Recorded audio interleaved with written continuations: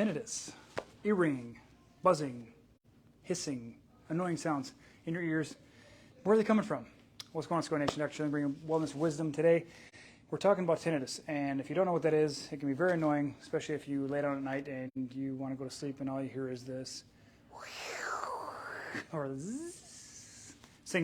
ring noises. So there's a deeper meaning, and if you haven't had years of trauma from playing in a rock band or working in a factory where things are above 80 decibels on a chronic stage, like pounding, ringing, like lawnmower work, acute trauma is one thing, but chronic sustained trauma is what causes ear damage over the long term. So if you have none of that, but you have ringing in your ears, this is for you.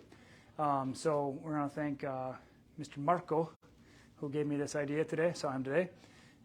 Came in, and so we appreciate him to inspire us this. We also follow up with the conversation we had yesterday about middle ear infections, otitis media. If you haven't watched that one, go ahead and click back to that one for all the 411. So if you like this information, check out the channel. There's a bunch of other stuff on there. We bring you the brain-body connection to help you understand a deeper understanding, kind of redundant, deeper meaning as it relates to your health and how you can understand what's happening with your body rather than thinking, I'm screwed, nothing I can do about it. Okay, so here we go. Ears. Ears are all about things I don't want to hear or things I want to hear, but I'm not hearing and or out of balance. Okay, that's really like the middle ear / hearing functions. But oftentimes when you are quiet, you hear it more loudly or more prevalently because you don't have anything to distract you from the noise. So it's like your brain's thinking, I can't suffer the silence. The silence is unbearable. I can't do it. And so it upregulates this feedback mechanism that is more in the absence of trauma. Keep in mind, in the absence of trauma, it's a perception by your brain that the gain is turned up on the speaker and the volume and stuff like that. So oftentimes we can hear noises or tinnitus-like sounds if following a separation from someone. So when someone's like, our ear is longing for hearing from them, we have a separation from them, and so your brain fills in the gap by creating noise, if you will.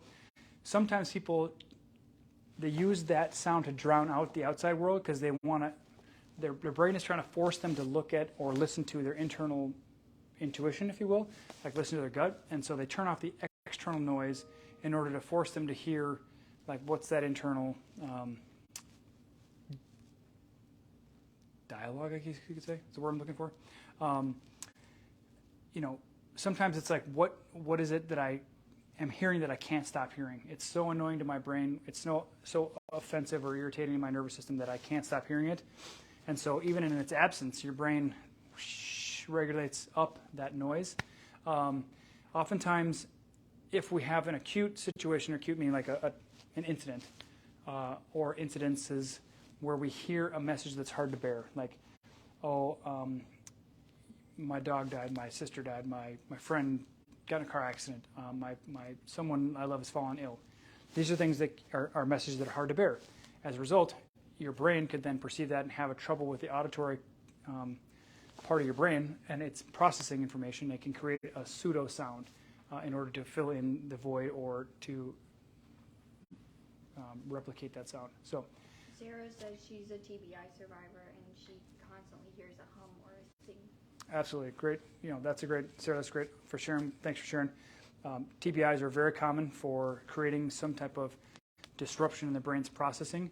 If you didn't have a blunt force trauma to the ear, then what happened was the trauma to your brain created, maybe you heard things in your recovery. They were saying, well, you're not going to get this back. You're not going to get this function back, or whatever it might have been.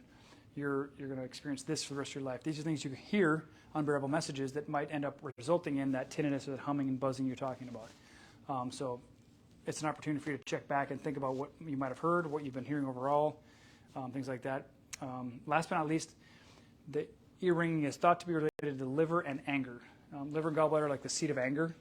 Gallbladder's anger and frustration, resentments, and disappointments, where the liver is like anger, but it's also bitter disagreements over fundamental issues. It's strife is another word for that.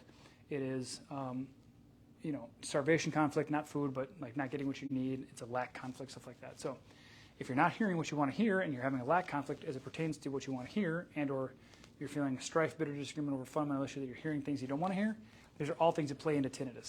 Okay? So I'm sure you know someone that could benefit from this. because so many people have tinnitus. We hear about it all the time. And until you address this stress, in the absence of trauma, of course, this young lady here had a trauma that would have potentially caused it or contributed or perpetuated it.